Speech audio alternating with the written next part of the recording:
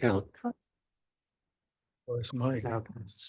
Okay, Town of Groton Planning and Zoning Commission is called to order. Let's see, roll call. Hal, Here. Jeff, Here. Steve, Here. and I guess with Michael not here, Kevin, could you sit for him? Yes, absolutely. Thank you. Thank you. All right. Great. Let's see. Here's- Okay, I'd like to make a motion to approve the minutes of March 11th, 2025. Do I hear a second? Second. Any discussion? I got a minor item. Under roll call, it says the meeting started at 7:01. I think it should be the meeting was called to order. Sure. Hmm. Okay. Yep. I thought it was 7 o'clock. Well, no, because Mike was He was 1 minute late. Oh, okay. Because That's- and here he is, in fact. Whoops, there he is. Okay, what would you like to do in this case?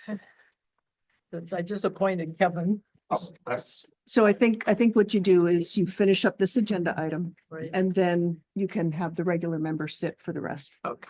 Oh, sorry, Kevin, sorry about I was all excited. that. Yeah, and I had one other Okay, minor editorial item on page 3, under X4, on the third line. It mhm. said certain uses adjacent next to, I Oh, think yep. next to disappear, Yep. or replace it with a or get rid of adjacent. Okay. Hmm. That's it. I think those things are planted like Easter eggs to see if people catch them. Well, you always do. I know. Anybody else, any corrections? Okay, so vote, all those in favor, say aye. All right. Oppose or abstain? One. Okey doke. So that'd be four and one abstain, one abstention. Oh, I'm sorry. Yes, that would include Kevin. Kevin, you voted for, right?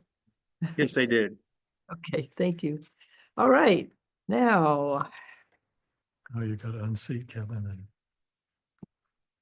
do I officially do- That was Yes. the item, Okay. so now you can. make a motion even? No, we'll just note Just it. announcement. Okay, Yeah, we'll just note that Michael is now. so now that Michael is here, we will pass the baton from Kevin to Michael. So, okey doke. Are there any, there's public communications now? Would the public likes to say anything? Okey doke. You could just state your name and address, we would appreciate it. Tom Olson, 188 Crosswinds Drive. I'm a member of the Conservation Commission as well as on the Complete Streets Committee. I'm here to advocate for your approval to the Complete Streets master plan that's included in your agenda for this evening. It's already been reviewed by the Complete Streets Committee. It was briefed at a public information session and then also to the town council 2 weeks ago. We did not ask for permission from the town council at that time because you guys, as the commission, had not completed your review on that. The town council has agreed to defer their approval until the 22nd of April, pending your review and approval. I strongly advocate for your approval. There's been a lot of work put into this compared over the 10 years since the last issuance, and I'll be standing by here to answer any questions later in the meeting at your convenience. Thank you. A proposed motion or does staff have a? No, and you don't need to approve this. They're looking Okay. for any recommendations, any concerns, any comments. Okay, because I was just wondering about the phasing of the costs and everything. Right. If we were going to be approving. No, you're not approving this. No. Great. Okay, thank you. Thanks, Tom. Anybody else like to say something at this time? Okay, so we can go on to old business. And there'll be a review of CN zone uses and conditions. And it was interesting. I thought rereading these zoning regulations. That the first paragraph 3.3-1.b said the intent was the CN district is meant to accommodate lighter neighborhood serving retail in nodes or gateways that can serve as a smooth transition between commercial and residential uses. And I thought that was a good introduction, I think, to maybe what the intent was, as we try to perhaps solve things that have created issues with some of the residents. So, I guess at this point, would you like us to go on and just, we can give you your comments, or do you have anything you'd like to present? to No, us? no, I mean, this is a continuation of the discussion you Mhm. started at the last meeting. It's to look at the uses to see whether or not they're appropriate for the CN zone. Look at the conditions, for those uses, because perhaps the uses are fine, the conditions might need to be tweaked. And just as a reminder, the CN zone is not just along Route 1. Right. There are a number of other places in town. I'll put the map out for you again. Thank you. The CN zone took the place of the old office multifamily zone, OMF. Right. It's basically along these same corridors. Yep. Okay, You need those rocks. Yeah. There we go. okay. All right. Tight, no, do the T. Right. No, Call both it that, slower those are the down. fast ones, yeah.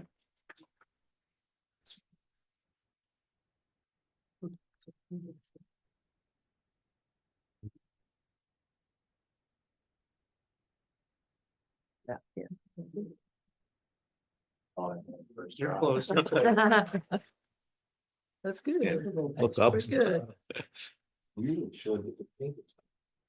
Yeah, yeah. Yeah, you'd have to set it up. So at any rate, Well, here, this is okay. the zoning map. You can see Right. it's the lightish pink. Okay, well, I thought one thing we could do is go through the table here. And if anyone has any comments, or if there's anything you spotted that might be something we would want to tweak, perhaps change it to a special permit or some other choice like that, you know? So just for a catch up, Mhm. the dots were areas, I missed the last meeting, so. Sorry, okay. So what are you looking at, the dots? On the table of uses, there's a bunch Table of of uses. dots. Next to like Marina or Yacht Club, there's a. Oh, descriptions. that just means that there's a link to the definition. Oh, okay. So what you want to do is look at the CN across the top. Right. Yeah, And then down, X obviously is prohibited, C is conditional, A/A/C is accessory only with conditions. And then SP/C is a special permit is required for that, and there are conditions. And then on the far right, you'll see where the conditions are located within the regulations. All right. I'm also going to point out that there is a column for WRPD overlay. If there's a W in that comment, it means that you need to take a look at the WRPD section, because there may be additional restrictions or conditions. Okay, well, when I went down these table of uses, I didn't have anything until 4-9, but I didn't know if anybody had seen anything that looks like it might create issues.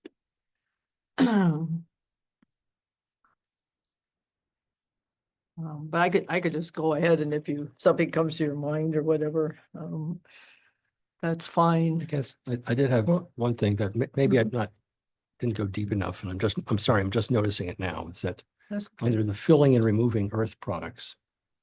And what page is that? on? Page That's on Yeah. the first. That's page on the of first, table. very first page. 'Cause Okay. I made it buy it every time, so now we're just starting over again.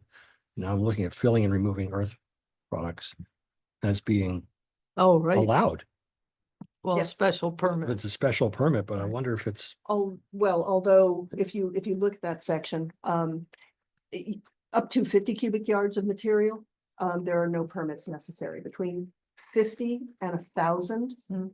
an administrative site plan is required. Anything over 1,000 cubic yards does require a special permit. So this doesn't just cover you know, a mining operation or a quarry, for example. It means it's also someone who wants to put 700 cubic yards of material in their backyard to fill sinkholes or whatever. It's. Oh, okay. Yeah, Yep.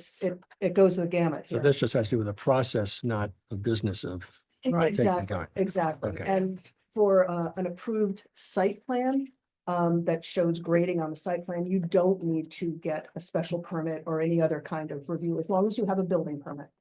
okay.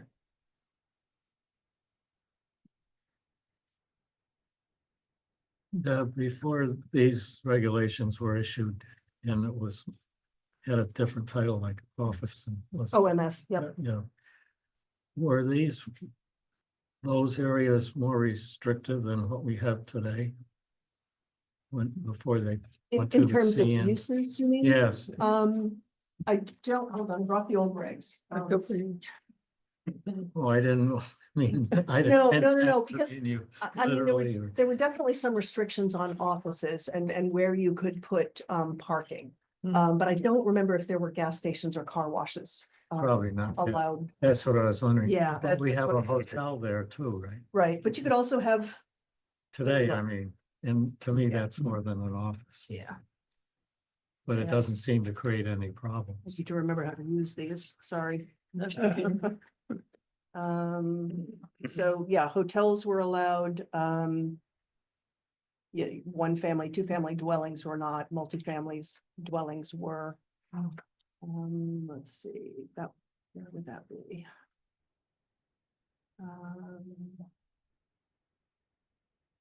Okay. Motor vehicle body shops and repairs, that was not allowed.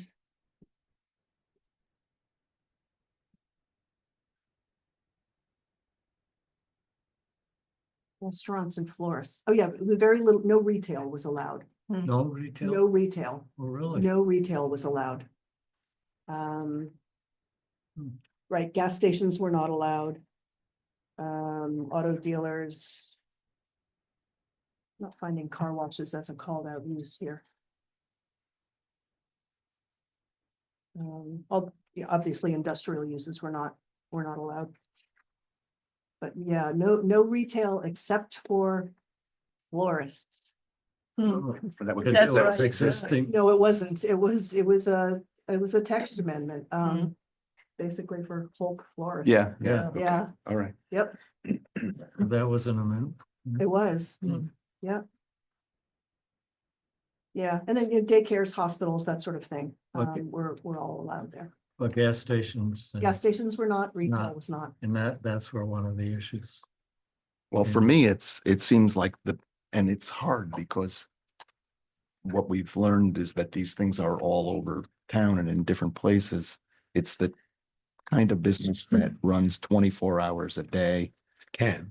can run, yeah, Yeah. or typically, I would say, you know, and so how do you limit that kind of use in, you know, that are adjoining neighborhoods?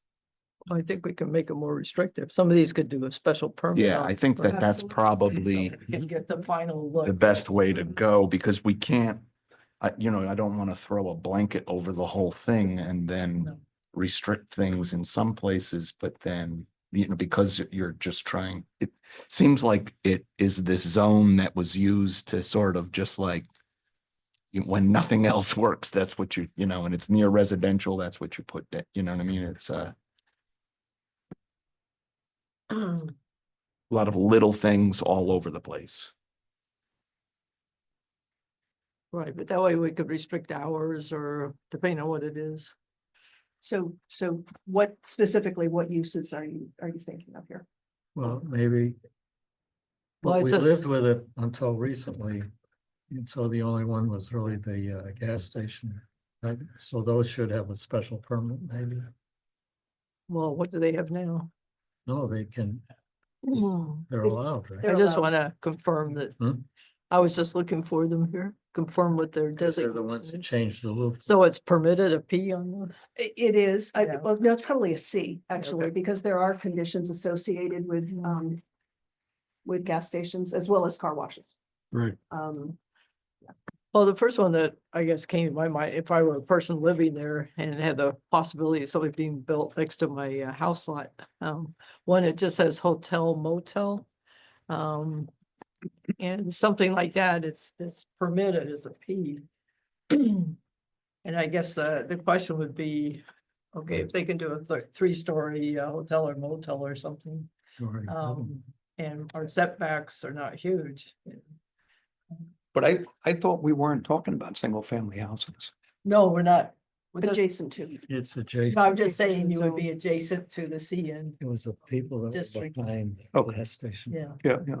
I mean, some of them, it was a big benefit because they rezoned it. Yeah. Right. In the CN zones that we have, most of the lots are quite small. Mhm. I think for a hotel or frankly, even for a multifamily, you would really have to get a lot of lots together and do a large demo. It would be a fairly large project. Along Route 1, those lots are also fairly shallow. Right. Mm. Because there's one being, I know, clear cut now. I'm not sure what the intent is. on Mhm. A lot up there. The, But in a case like that, should we really have the option to bring the setback? Make it a little bit larger than it would be. It's a- I mean, it's just, you Is it- really have to see what somebody wants to. Yeah, build. I think. And maybe we need to look at, which we haven't done before, is the actual envelope. Remember the situation of for the convenience store that I wasn't here for, and we made it into a bigger cube. Mm, And before it had a sloped roof. mhm, Well, the setbacks didn't change, That's right. but the impact on the building did because of the envelope. So maybe it's a matter of not necessarily the setback, which I think might be enough.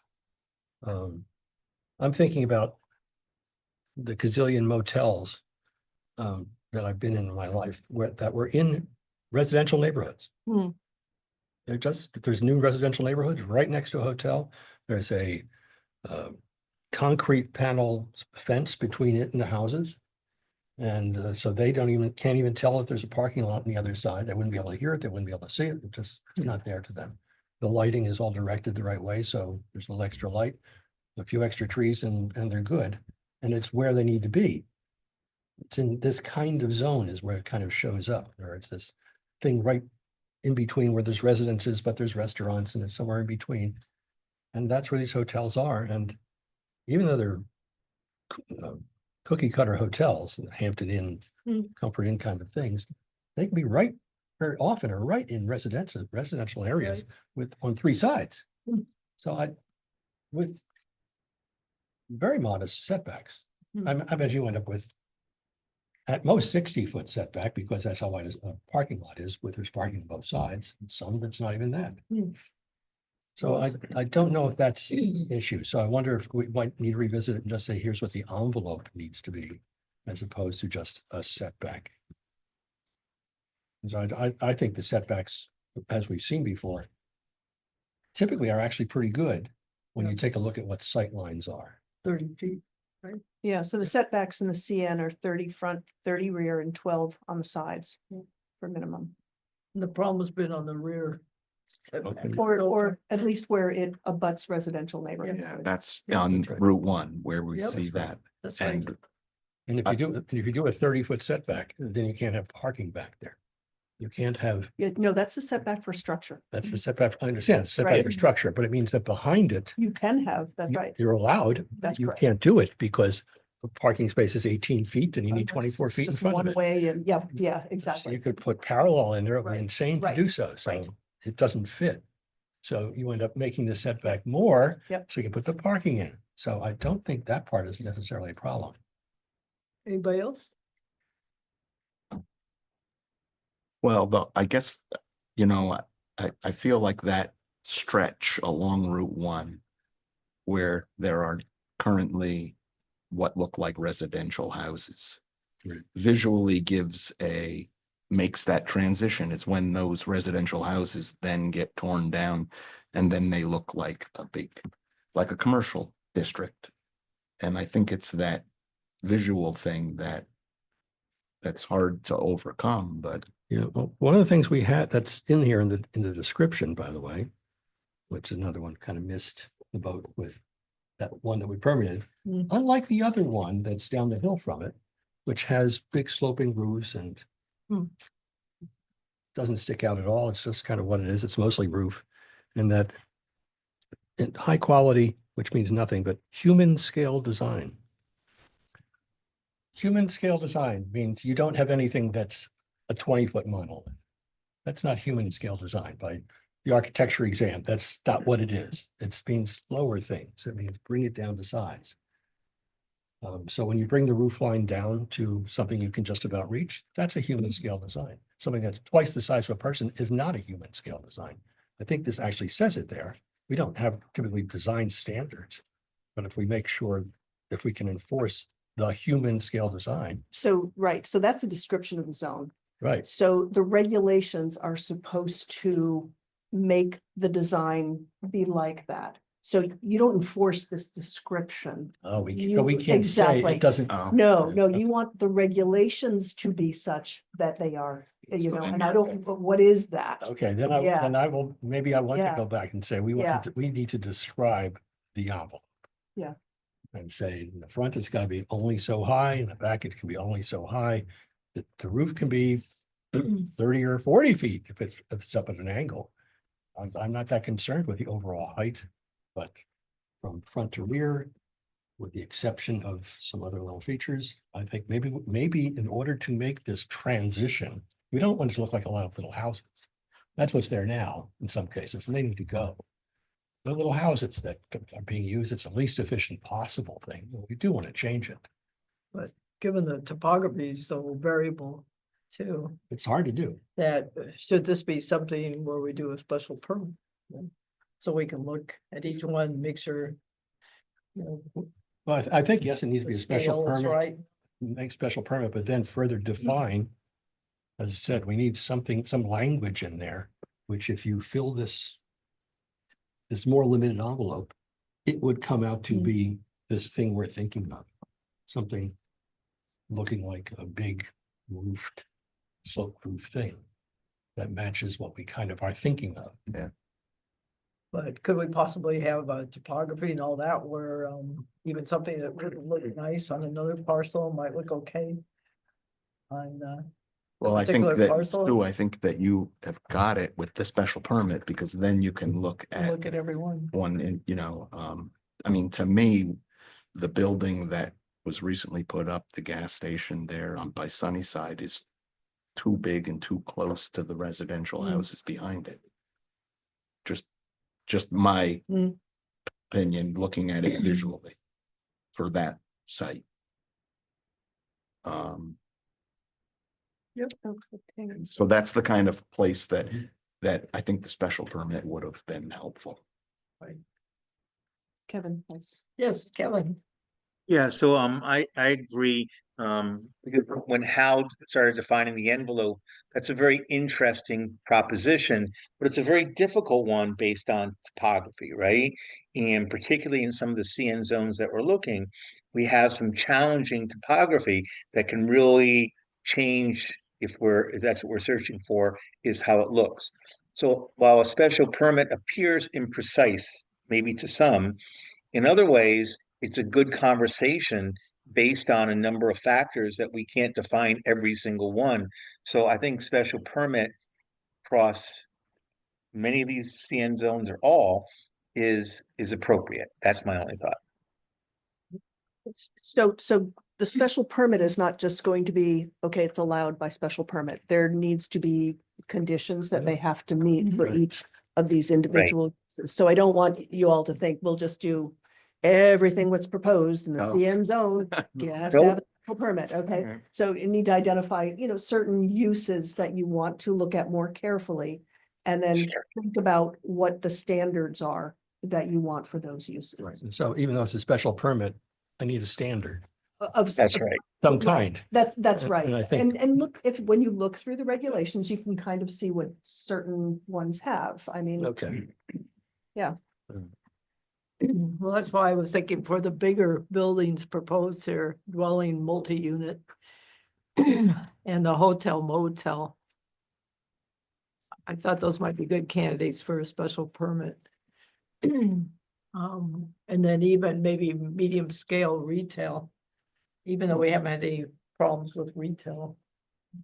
Well, what's the real problem? Is it just visual or is it noise? It's not noise. Hmm? It's not noise. If anything, So- these big buildings end More up visual. be No, a benefit to the noise. Trying to get people to understand what we're Yeah. really talking about. Yeah, I think what I'm hearing is that it's the impact on an adjacent residential zone Right. that you want to Yeah. look at. That's it. That's it.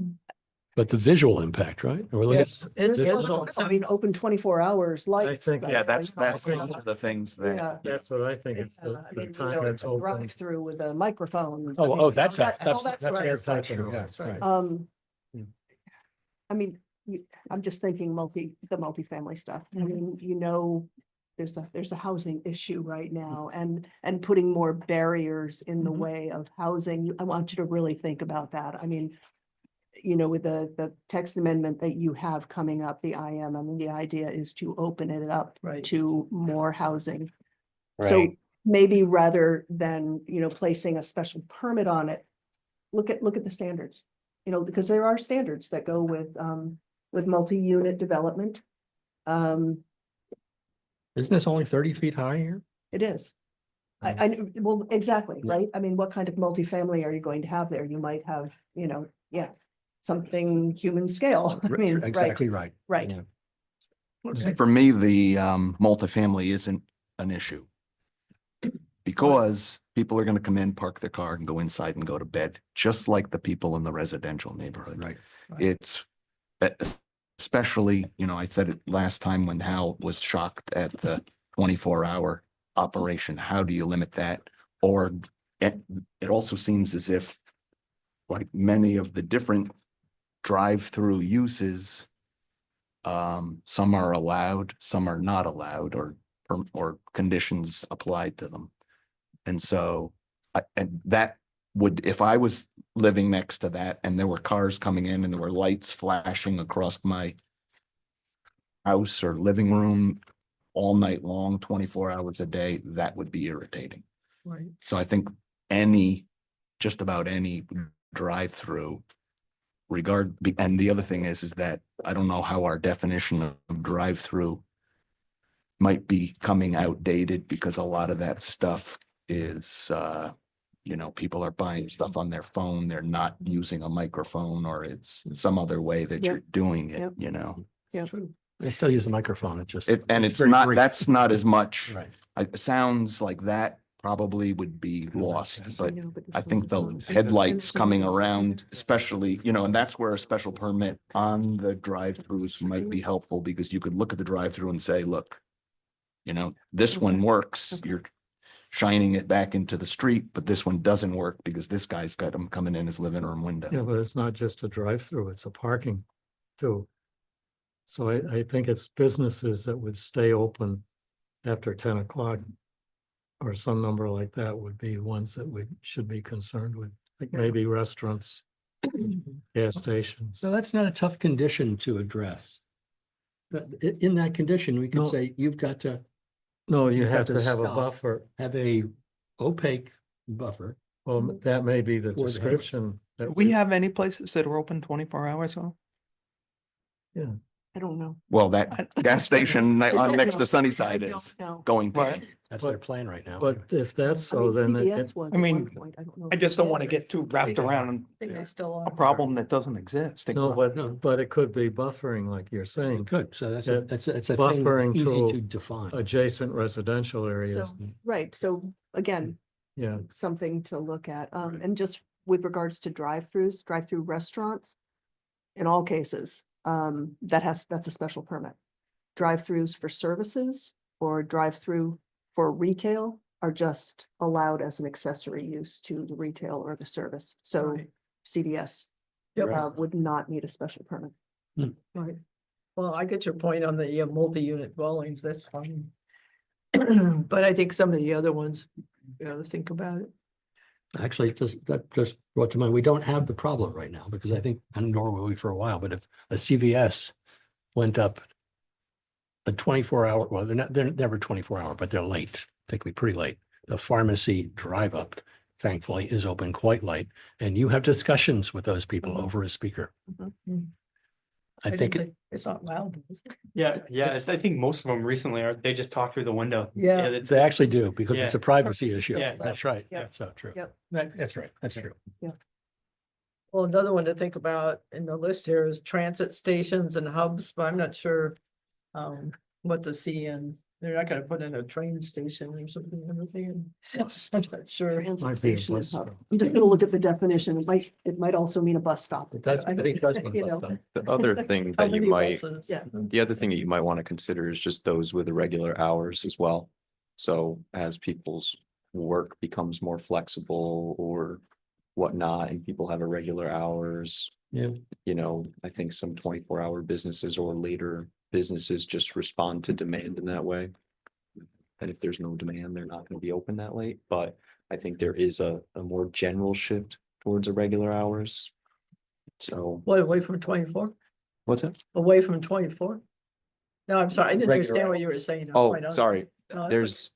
There are those people that work irregular hours. And if there aren't businesses that are, you know, currently open 24 hours, they're probably responding to little demand for that. But if, you know, there is a larger demand, based on something like that, it's just something to consider. I think about it through the perspective of, you know, sometimes transit shuts off at 8, 9 o'clock, right? Bus route.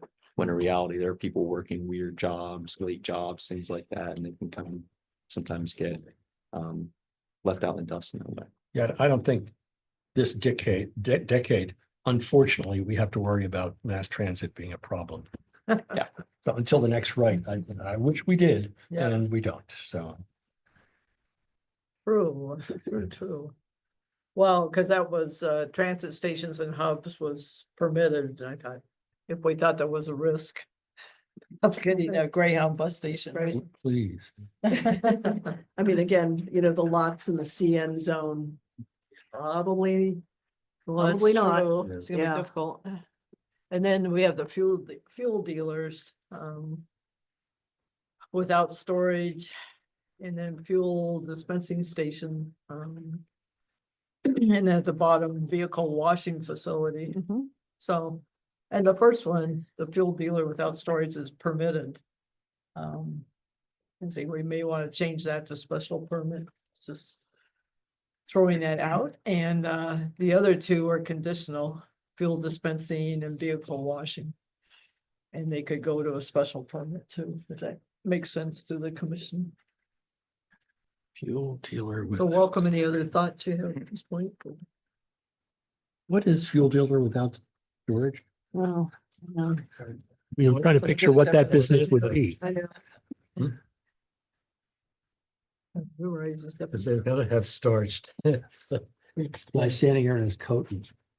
I don't know what it would be. Maybe an electric vehicle Okay. charging station. It is a business that sells and delivers fuel to residences, institutions, and businesses, and may also provide accessory services such as equipment repair, cleaning and maintenance, may include accessory indoor office and storage space for one fuel delivery truck, but no other fuel storage facilities. That like Densmore Oil or. Right, Yeah. right. Right, But right. that's So not they what don't the have stuff is. their oil stored there, but they have the truck that goes to get it. Right, Didn't we have one of those for propane Yes. a few Yes. That's while right. back? Yes. Years Is ago. that this, would that be that kind of a Yes. business? Yeah. Yep. Yeah, so they're picking up their propane somewhere else, filling the truck. They don't have propane Nothing stored there other than in the truck. And not even that much traffic there, because it's just a place to Or be. oil, or fuel oil, Right. or, That's right. The truck's going to be out and gone most of the time. It needs a Yep. place to be there at night. Okay, that's fine. and that's probably a, you know, a regular daytime kind of operation, I would think. So any other problems with that? Or are you okay with that? What it would, like our favorite drive-through oil places? Hmm. What, Oh, where would they, lubrication. You're Right. talking- is that got its own? The one that, No, it does not have its own. Nope. I don't think so. I didn't see it. the place with the floppy. Yeah, I don't remember. Floppy Everything thing. that's illegal. Yeah. Is that like an auto repair? No, like the drive-through Yeah, oil that- change. Yeah, but what- Yeah, all that it may have autos. been, yeah, I don't remember what we plugged that into, to be honest. That's just a minor service, It might have been, I just vehicle don't remember. repair service Probably minor. Yeah. Okay, so any thoughts It's on conditional. fuel dispensing station, moving it from conditional to special permit? I don't see a problem with it. I don't know how many more we're gonna get, but I thought that the last couple times. Probably less. You What keep was that? saying less, but we keep getting more. I know, exactly. It's electric cars coming out. Yeah, for more electric cars and more people hooked up to gas, and so Yeah. I think it's actually, But it doesn't, it's gone the other way. Yeah, Or maybe it's here, I think it's a convenience store where they may be making. convenience store, but no, we're talking about just the fuel thing. No, but I think a lot of the that's what it places, Yeah. they open up, they do both Yeah. gas and Yeah. convenience. You know? Oh, no, we're talking about, Right, exactly. we were talking about that fuel. Yeah. Oh, yeah. Yeah, but Yeah. no, gas and Yeah. convenience, Yeah. I agree. So I think we're probably at Well, I don't think saturation. there, I We're don't- probably at saturation with taking a business, no, a convenience store. no, I'm just surprised they're adding them now. Yeah, well, it's too good. To the business, It doesn't seem as if what so, you would think that you would think that we have enough of these, but it seems like they keep coming. Well, I think it's part of a cycle of business, I believe. It's that you can, buy like the car washes. We could buy one of these things and set it up, have two guys operating it, or in a car wash, have nobody operating it. It's like a big vending machine to the people who want to do it. It's a business with a business plan. When it stops working, then nobody does it anymore. Yeah. And so we very quickly get to saturation. We got to saturation with Subway sandwiches, as it turned out, and it happened on its own. I think with car washes and convenience stores, if they're no longer convenient, if you have one every couple of blocks, then you're done. Yeah, let the market decide. That's right. I think the market will be fine on that. does everybody agree I with think that? that, the planning took place 5 years ago when everybody looked at the population growth of the area and said, hey, this is going to be a great business. And it's 3 independent companies that all did the same thing. And they all started saying, Mhm. this is great for Groton. Now, are the other CN areas, we've only talked really the Route 1. Mhm. Do they have anything that's unique then that we should address or? Because they're all just small They areas. really are small. Maybe their impact is, they just don't have any impact. But Yeah. what's there today might not be. Up, right up near the sub base. Mhm. Their unique features is topography. Um, There's some on 184, right? there are, and the rest are on 184. That's right. A little one across from Buddington Road, And there. a little one at That's Colonel that- Ledger that's that Highway, thing. Yeah, and then at Wells Road This as one's you're pretty getting big. closer to Stonington, and then right on the Stonington line, that little plaza that has somewhere in town. oh, yeah. Yeah. Teeny one. But they're already more or less developed. Yeah. Mhm. Small yeah. commercial areas that, Yeah, I mean, the CN by Wells Road, I could see something happening in between 184 and Wells Road. Those are, those are older structures there, but it's right on Route 184. yeah. And then the small one across from Buddington, I mean, there are 3 parcels there, but that's fairly small. So what's the commission's, what are your thoughts on, you don't want to change any of these? There's nothing that meets your criteria? What, the small ones? Of any of these going from a permitted to special Oh. permit or conditional to special permit? Well, I think the permit on some, you might want it on some cases. Like the gas station type. Fueling stations. So Unless nothing to people don't. change. Hmm? But it's not just, I mean, you've got to look at it as somebody might buy a residential lot and change it into one of these things.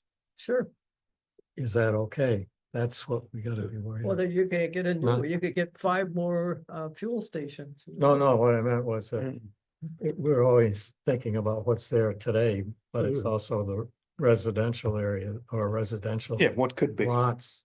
Right. If they change to commercial or business, is that gonna be an impact to any other residential lots nearby. Right, and there are some CN, I missed a couple of CNs, there's some down on Pequonic Road. But some do not abut residential zoning Mhm. districts. So So if it's- it really it's is the really the- residential zoning district that needs the special permit, we can Yeah, craft it that way. that's probably, that's. think what it's it is. Yeah, I guess my basic thought on that is the people who live there need the opportunity to come into a public hearing, Mm. you know, and say what Mhm. they want to say as they always do, you know, Hmm.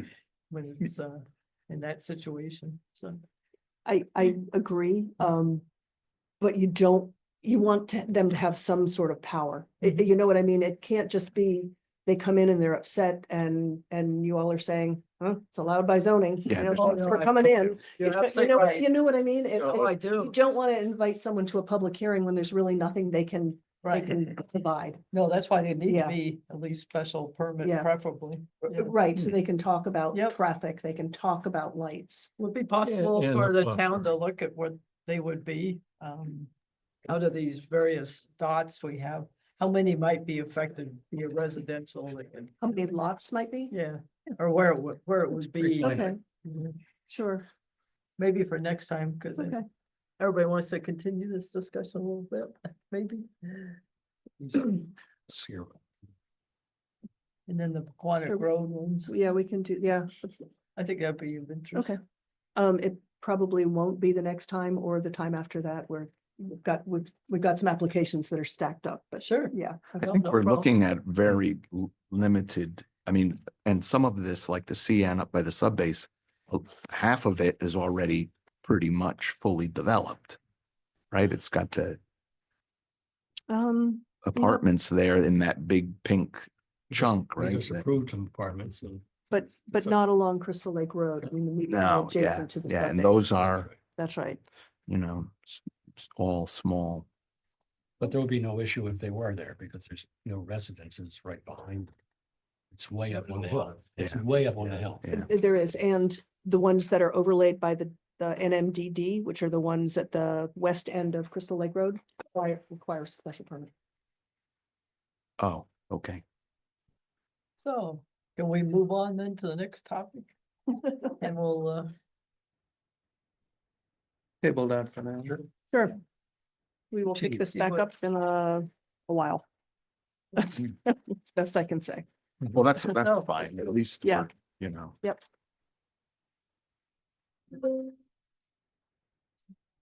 now. Okay, next. Process.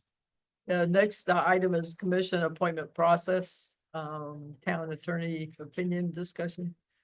And I just want to, I'm just gonna make a couple of comments, I guess, where I'm coming from on this thing, for what it's worth, and then I welcome anyone else, of course, to want to hear what you have to think, or what you think, you can say it. I would say, first off, I think, and I've talked with town staff about this, one of the things I would like to try to do is to work closer with the mayor and town council to see what we could do to avoid various misunderstandings and all. I think a lot of times they're not really informed. I know you inform them, but somehow they're not informed of things we've been doing, short-term rentals and all. And it'd be good, I think, to have some sort of ability, some back and forth. I don't know if we can, we meet together, but at least some better communication. So they really are up to date on what's going on. And if we have some questions, it'd be nice to know if they were thinking of changing things. Maybe to have a sit down and we could say what we thought was good or bad about what they were thinking about, just more of a discussion about things. I think that'd be really helpful, and vice versa. Maybe they're doing some things, planning, zoning should know about more too. So I hope a little more, and I know they're so busy and they're tasked with doing so many things, but as are we. But hopefully there'll be an opportunity for a little more collaboration. Yeah. Sounds like a good goal. No, I think there should be a more formal communication, because the council, I think, set up those meetings between land use Hmm. commissions and the council, and then they sort of lost interest in it. And we haven't had Mhm. many of those, but maybe it should be a formal thing. Maybe they should add it to their cow agenda once in a while or a regular meeting, maybe monthly or semi-annually, but there should be some vehicle. Well, I think it's essential. I thought we were on the right path there for a while. Mhm. It seems like depending on the council, some council members are completely opposed to it. They Mhm. feel that it's a conflict if we're not completely independent of them. I disagree. I think we should be cooperative. We still get to make our own decisions. Well, we have to make our own, But they should know what's going on or what we should know. what rather they than have. blindsiding each other, Right. we should just be discussing it. Right. And we're free to ignore each other after the discussion. Yeah, and even the roles. No, of the but it's just the commission. awareness. I think it's the awareness that we're lacking. Yeah. Or the ability to communicate. Oh, okey doke. Now that having been But I- said, No, Oh, but what go do we do with that? Is that a town manager issue or is it a council? well, let's see what you can come up with, I guess. Yeah, I mean, So what I I've, have some what I've ideas. kind of heard is maybe more committee of the chairs meetings, maybe more regular, or possibly, a report out on what all you've accomplished in a yearly, once a year. I mean, that's something that, conservation will do, economic development will do. You mean a quarterly, Well, let's say semi-annual? yeah, let's say or that. something? Yeah, it becomes more work Maybe a for all of you, semi-annual. right? Yeah. And Well, maybe when there's upcoming zoning changes, because that's what, Yeah. Well, They they all seem- get advertised in the paper. but they Yeah, didn't but seem to direct- about short-term rental. A direct referral to them, yeah. Hmm? Yeah, we do courtesy know. referrals on them. Yeah, but So, they yeah. still, there were a number of counselors didn't know that we had Yeah. done short-term rental legislation. And I think there's some misunderstanding about our role in the PLCD sometimes too, but all these things, I think we can work on improving those communications. So, well, um, that's probably a place. I mean, that's essential is with the POCD, it would seem like. yes. Especially now. That a communication occurs. Yeah, I'll think about that. So anyway, back to the, Kevin has his hand up oh, too. yes, Kevin, sorry. Sure. So, having been in many large organizations and organizations that function very well, even though there may be disparate management groups, et cetera, if you really look at the town of Groton in many ways, the process is not efficient. What the town council does appears to be very separate from what planning and zoning does. And it's basically, I think, what you've echoed here in this meeting is that we don't have any communication, which is a normal process within any organization across some of these groups. So specifically, what's taken place recently, when we raised a potential legal issue, let's talk that out. In my particular case, I have 3 letters in, and there's been no communication back. This is an easy process to fix. All you had to do was, essentially interview people, and I brought that up multiple times. Yet it never took place.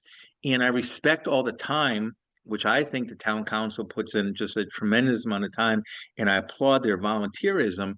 I think there's a lot of efficiency that needs to be done. And we've had some big issues, and I'm not sure the big issues, and I'll go through them, short-term rentals, the tower, the data centers, Mystic Oral School. This can be discussed a whole lot better than it has been in order that our town gets bears a positive outcome as far as this is concerned. And what I see coming up is the plan of conservation and development. Having been involved in the best framework that ever was created in the history of the United States cybersecurity, we created executable actions, right? That we're all on the same page. And if I look at the POCD, and I've talked with several of you about it, it was an amorphic structure that was not a workable structure. Well, we have an opportunity to really change how Groton works a great deal more. And so I think the message back is that we can help make this a much better process. Deb, if you're taking some of this, and the point is the collaboration, unless we do that collaboration, I wouldn't expect that efficiency to get any better. So little positive, little negative. Thank you. All right, thanks, Kevin. Yeah, I found one thing, and I can understand why the town council doesn't experience this, but I think a lot of the feedback we get from the public on all of those major topics we had and everything was, it was particularly helpful to have that. It was extensive. And it's good to know what people are saying for sure. And I don't know if they get all that, those details, but okay, we can work on that. But I just want to say, okay, now on our topic at hand, town attorney opinion discussion. To me, I do not think another request to the town council or town attorney makes sense. As it seems, anyway, the town attorney has already provided guidance to the town council on these matters, which justified a departure from past practice, but that was the town's attorney. So I don't think pursuing going to the town attorney again would get us too far. That's my personal opinion. It is possible we could get some advice from the outside, but that would mean asking some outside expert to whatever review the Connecticut General Statutes, Town of Groton Charter, any other relevant documents as it pertains to the past and present appointment process. And we could certainly do that. I would like to know more about what rights and things do we have in these kind of cases, just for my own information. But of course, each commissioner is free to pursue a different course of action or to recuse himself. So, but those are just my general thoughts on it. I will look more into this to see. I just want to understand a little more about what other towns do. And I could read this, that, and the other thing, and it looks like we could pursue things, but I'd like to get somebody else's opinion personally. Yeah, that but has then had what? the experience. You know, even if you do get someone else's opinion, that's just It's another just an person's opinion, No, I right? And so, understand that. That yeah, doesn't so mean it anything. doesn't really, And and people are saying, oh, if we're gonna go and hire some outside attorneys, the town's not gonna pay for it. I no, mean, it that's- doesn't seem like it's. Unless we find somebody pro bono. Hmm. So the odds of that. But on the other hand, I think there's probably some more knowledge to gain on this for sure. Probably a lot. So Yeah. I don't know if anybody else has any other thoughts on this matter. Well, I don't know whether maybe we should sit down with the town attorney, ask him why the council has regulations that they don't follow. Right. That's You know, it. That's a real problem. Or maybe we should address it and ask him why the council operates that way. To me, that's, I don't know, not a good. I really hate to be devil's advocate on this, but is that something for this commission to do? No, And I don't think it is. No, I mean, it's It's something for you to do or for me to do or for somebody, but not for the commission. I don't think that's us. Yeah. I gotta go. well, Agree with except that the town council is supposed to support their boards and commissions, and they're not doing that by not following their own procedures. Okay, but that said, we can still only do what this commission can do. Oh, yeah. And I don't think that's us, I'm afraid. Well, then who is it, Hal? Then who is it? I think it's individual. Individuals? I think it's the It's individual. individual. Yeah, You would right. hope they would self-police. Absolutely individuals. Yeah. Well, So, but it's problematic, right? So if you really look at Public Act 2283, right? What it basically says is that the commission is now a town employee for many things. And they did it for liability purposes, but it's got a two-edged sword. And when you bring it down to an HR level, it means the individual therefore owns that issue with the town. But the town needs to respond to that individual, right? The commission has a mission that is really to, as we've done here tonight, is embrace planning and zoning in the town of Groton.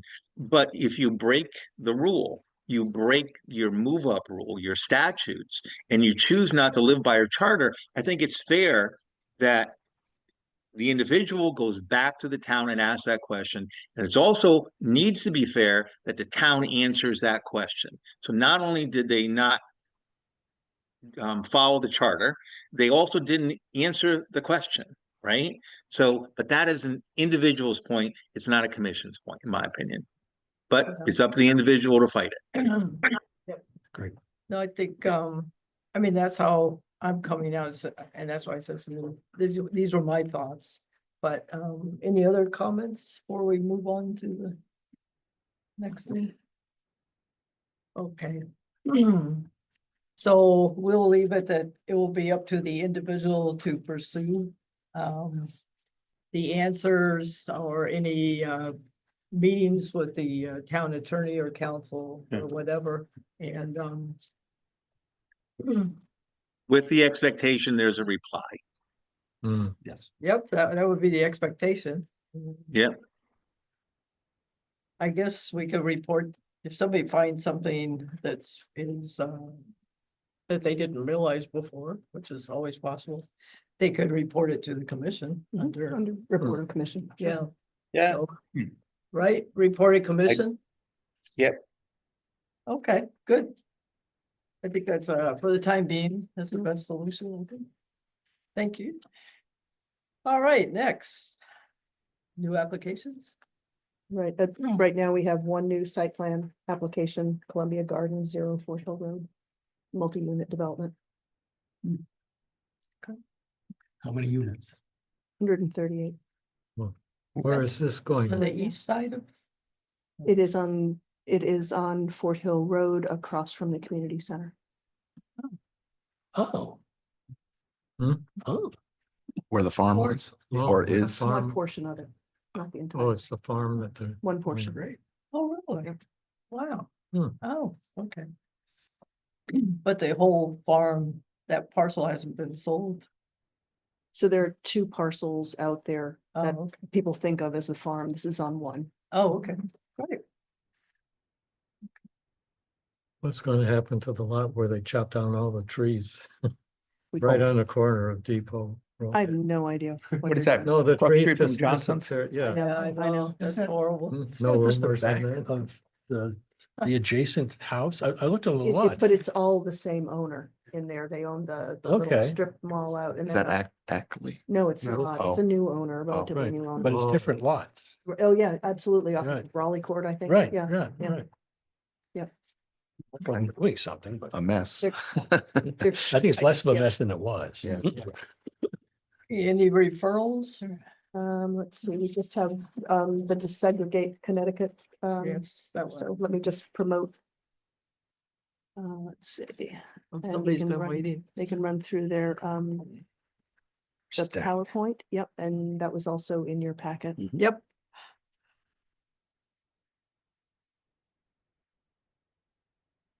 There we go. Hello, can everyone hear me? Yes, Yes. yep. And you should have the ability to share your screen so you can run through the PowerPoint. We'll do that right now.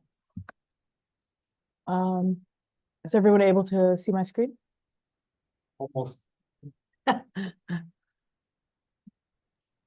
Loading right now. Yep. Okay.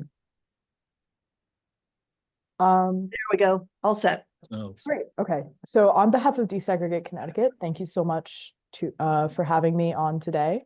I'm just going to give a brief 10-minute presentation on Work, Live, Ride, which is our legislative proposal. So just a quick introduction to myself. My name is Vali Pendiala. I am Desegregate's organizing intern, and I'm currently a sophomore at Georgetown University in Washington, D.C. So a little bit about DSEG. We are a pro-homes coalition of neighbors and nonprofits. We believe better land use laws will make Connecticut more prosperous, equitable, and sustainable. And we really emphasize what we call an all of the above approach. So not only do we want to build more kinds of homes, we also want to act at every level of government, and we want to connect all of the related issues that are really fueling the affordable housing crisis in Connecticut right now. And we are a program of the Regional Plan Association, which is a planning, research, and advocacy nonprofit with 100 years of experience in Connecticut, New York, and New Jersey. It's produced 4 long-range regional plans in its history, the first one being in 1929, the most recent in 2017. So this 4th regional plan focuses on transportation, housing, affordability, sustainability, and good governance. And as part of that kind of theme, we have proposed Work, Live, Ride, which is a state-level proposal that incentivizes local communities and organizes state agencies to create more transit-oriented communities. And we're really aiming here to create a post-sprawl future, which tries to focus responsible growth around the parts of our communities that already have density, public transit, and a lot of existing infrastructure. And we really want to emphasize as part of this that transit-oriented communities are New England character. I know there are a lot of worries about changing the way our towns look away from that kind of small town New England feel. But just looking at, a couple images of towns then and now, our towns were built around walkable. Our towns were built to be walkable. They were built to have public transportation, streetcars, trains, buses. And making sure we have more of that will make our towns look more like the cutesy kind of Main Street New England feel. So Work, Live, Ride has 3 aspects. The first I want to talk about is work. So this proposal will help make jobs more accessible by both creating jobs in the downtown areas, also increasing access to jobs by making sure people are able to live near where they work or also access public transportation to get there. It'll also help generate foot traffic for local businesses and rejuvenate downtowns and commercial districts. Also, I want to talk about Live. It'll help increase the number of affordable homes available. So by creating more variety to own and rent homes, there'll be just more bed spaces for people, but also it will help lower some of the housing prices. It'll also offer better ways to concentrate affordable housing spending, either at the project or the voucher level. And it'll also make construction more economical to lower costs by building everything from like duplexes to multiplexes. You're just building more on less. And finally, Ride. This proposal will help create safer streets. Not only will it help create a critical mass for higher public transportation ridership, which means more people are riding public transit and we're able to spend less money on it. It'll also help reduce the number of vehicle miles traveled by increasing the use of transit and other mobility options just because they're more convenient.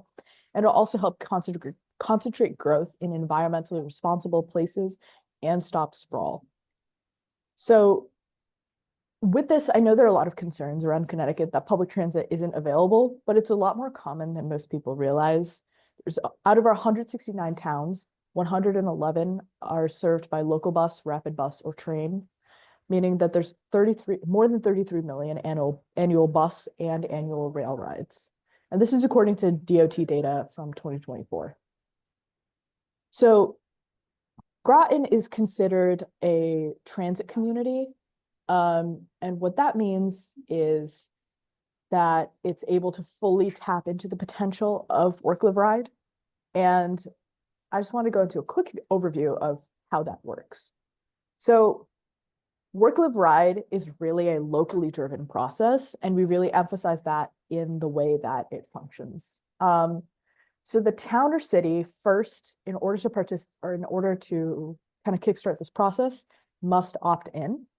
And so when a town opts in, they create a TOC district if they have a bus or rail service, which is designed by their planning and their wetlands commissions.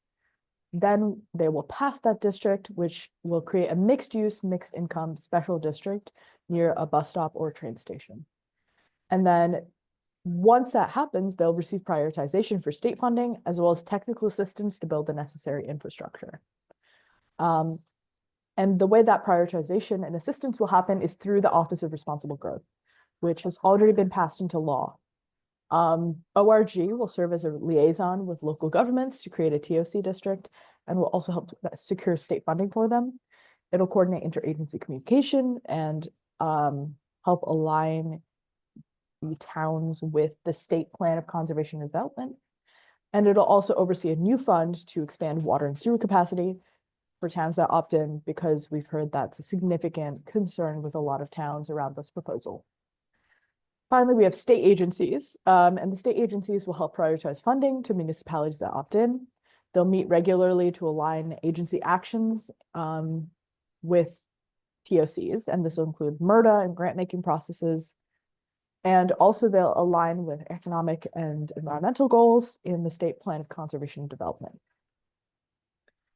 And municipalities get a lot out of this proposal. One of the primary things is control. As I've said, it's an opt-in, locally driven process, and towns can also opt out. They'll also receive technical help, especially with designing these TOC districts, which will include both general planning guidelines as well as flexibility and help with local nuances, because we understand that every single town has a different situation. Finally, municipalities will also get priority funding for most discretionary state grants involving infrastructure, so things like STEEP. Yeah, so these are the kinds of discretionary funds. There's revitalization grants like STEEP and urban, infrastructure and housing grants like the public water sewer rehabilitation grant. And then there's also transit-oriented development grants like the TOD fund. So when talking about the overlay district itself, there are a couple guidelines that are required by Work-LaBride. The Planning and Zoning Commission and Wetlands Commissions determine which transit station to build around, and it includes both bus and rail. But the district must be of a reasonable size, and that reasonable size is defined within the bill. And it also can't have excessive requirements for parking, lot size, FAR, setbacks, and height. So districts can still require things like parking, but it can't require so much as to discourage development. And then also there's requirements about as of right building. So duplexes, triple deckers, townhomes, cluster homes, and other kinds of multifamily homes that are, less than 9 homes per development must be able to be built as of right, as well as developments that are less than 10 homes that have 30% affordable housing, or developments that are 100% affordable housing that are owned by a housing authority, nonprofit, or religious entity. So all 3 of these must be able to be built as of right within this TOC overlay. Just one thing, if Sure. you don't mind, you have about another minute to go on this. Sure. If you could, some of these, if you could just maybe shorten Yeah. it up a little bit, that'd be great, because I know I think we've all read this and enjoyed it a lot. It's quite, Okay. so thank you. Yeah, I'll just go into some. You Oh, you clicked just- yourself well- on mute. Yeah, My bad. there you go. Yeah, so I'll just talk about some options for Groton, namely that there's always the option to do nothing. We want to emphasize that this is an opt-in process. There's also the option to make the Route 1 corridor a transit overlay, and there's also the area around Groton Square. And I know that there's been some conversation about a train station, and there's been some interest from us in doing a walk audit in this area. But these are 2 areas that would really benefit from having this kind of transit-oriented development. And the bill has been voted out of committee, and you can follow along for updates by signing up for a newsletter at desegregate.ct.org. I would love to take any questions. Great, thank you. Sure. Any questions? I have one doesn't go directly to your slides here, but you mentioned that Groton is rated as being transit oriented, which I'd say might be true. In your what you've got in front of you, since you're not a local, does it show that Groton is serviced by trains? No, but Groton is serviced by bus, and Okay. that we also include bus in our assessment of what constitutes transit. So, Okay. yeah, so having. I wanted to make sure it wasn't, that's a whole, that's our adjacent towns are, and that we are not. Even though we have a perfect place to put one, but we can't get there. Yeah, And the buses that we have a handful of buses, and that's about it too. So I don't know, as much as all of us would love to make this go further, we're not quite sure what the numbers kind of get us to. Yeah, I mean, so the current bus routes that are available, because they have an hour or less frequency, they do count for qualifying Groton for a lot of this prioritized funding. But we also do want to encourage, if towns are interested in building a train station or something like that, then that's also something that you can use some of this funding for, and also working with other organizations like MRTA could also, if that is something Groton is interested in doing, could also help push that kind of project forward. But the existing bus stations are also areas we want to help, you know, make sure that people are actually taking these. Any other questions? How did they get on the agenda? Oh, no, I'd coordinated with the chair. They had reached out to us to ask Okay. to present to planning Because- and zoning commissions. There are organizations that are totally opposed to this Mhm. for Yeah. many, what appears to be good reasons. And I'd like to offer that they come in also. I think that's fair. enough. Yeah. And just a question to the presenter, are you funded by a developer? No, we are not. We're a nonprofit organization. We're not funded by. Who are you funded by? Who are you funded by? I mean, we get a lot of different grants from community organizations. We got a grant from Rockville Bank recently that's funding a lot of our operations around this. But we aren't funded by any kind of large corporation. We're funded like any other nonprofit with, where we apply to grants and we receive grant funding. State or federal? We do not receive any federal grants at this time. I'm not sure about state grants. I don't work in that section. Sure. And a lot of funding does also come from our parent organization, RPA, which again applies to a lot of grants run by nonprofit group, and like, you know, foundations, things like that. That's where we get a lot of our funding. Any other questions? Yeah, Sue, could I ask a couple questions? Only if Steve's Sure. done? Yep, go ahead. Yep. So Valerie, so I mean, I think I actually like the concept. I like the ride concept particularly, but the affordable housing, and I know you only had 10 minutes here. The affordable housing, it doesn't seem to fit on why, if you come up with a concept, why you're going to have more affordable housing. It just, working with developers, a tremendous amount. My family are partial developers. I don't get it. I don't get it, maybe without the detail. So maybe in future presentations, because there's so many good things here, the detail on how you actually get to affordable housing, because many of us are very deep into this for Connecticut. We're very engaged in how to make that happen. I don't see how this particular proposal does that. That's all. Yeah, sure. I mean, like you said, only 10-minute presentation. I couldn't Right. put all of it in. Yeah. I can, of course, send you more resources that kind of go more into depth about how this works. But the primary way that we include affordable housing without, again, mandating that towns build affordable housing, because we don't want to do that, is through requiring that within this district,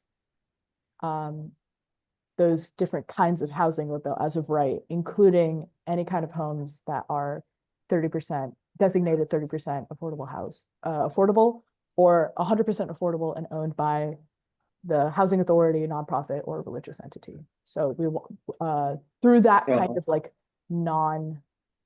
mandated way, we encourage affordable housing.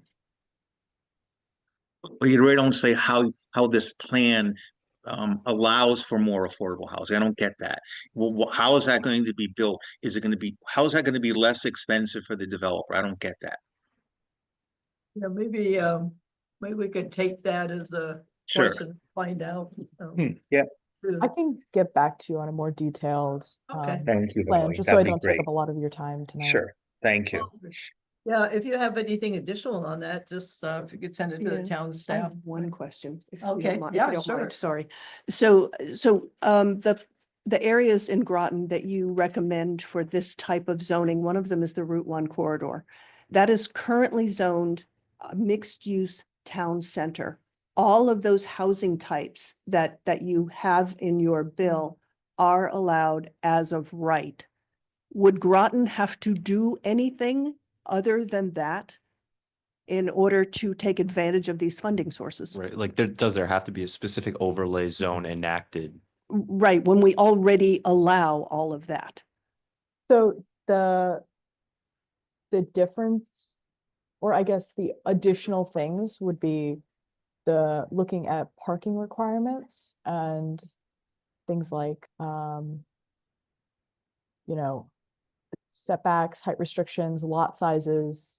I'm not familiar with the Yeah, all of intricacies that the is Groton- really, really flexible here. Yeah, Just to encourage that sort of thing. And then on top of that, the Route 1 corridor is also a TIF district with a TIF master plan to assist, a developer putting a large development together.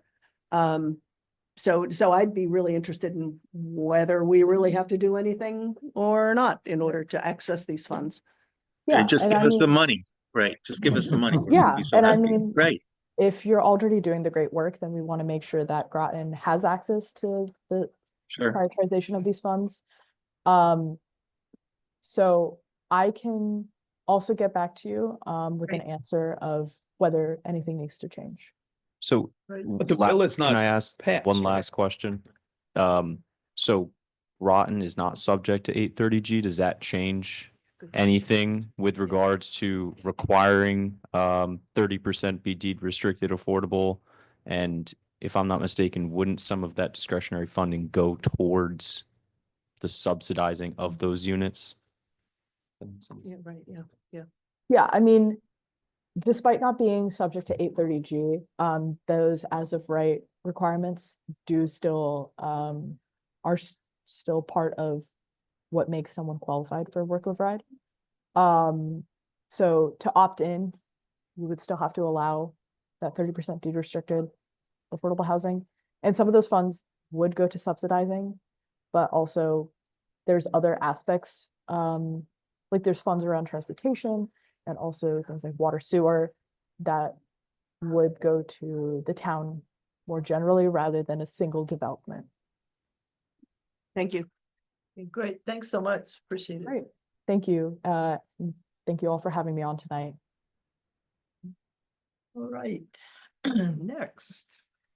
Well, next but not last but not least, complete streets. That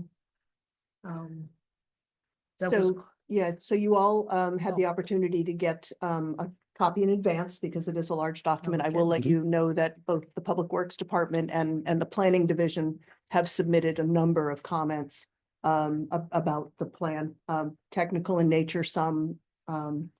So this is envisioned to replace what we have been using to determine whether or not we need sidewalks in a particular area. A Okay. 2004, 2005-ish Mhm. plan that recommended trail locations, sidewalk locations. And your regulations actually refer to that to look to it when you're considering whether to eliminate a sidewalk or require a sidewalk. So it's just as an introduction. Interesting, okay, thanks. So at this point, you want to say anything or are Well- you looking for something? Well, no, I'm just here if you had questions about the process Oh. or anything else, and, I think Deb, outlined what her expectation is from the commission. I'm just here as a representative, should you have something, so you don't have to go back and Right. take time. So really they're looking whether you have any comments. It's not an approval process, but understanding that you all are going to be using this document to decide whether or not sidewalks are appropriate, whether they're recommended in certain areas or trail improvements. Well, it seems to me this is really a staged project, right? It's not a project. It's not a. It's not a project. It's not a project. This is not a project, it is a master plan update from, you had the 2005 version, like she said, it's on the street today. we've gone through, we subsequently have established, the town council established the Complete Streets Committee, put a policy in place with that, and to better integration with what the changes have happened in state, particularly with the State Department of Transportation. Right now, a good example is that if you have a Complete Streets Committee and policy in place, the state is then obligated when they're doing upgrades, such as along Route 215 right now on Elm Street, they're going in by BB Cove. They've got it all torn up. There's about 500 feet on the Butts, Gosa, and Avalonia there.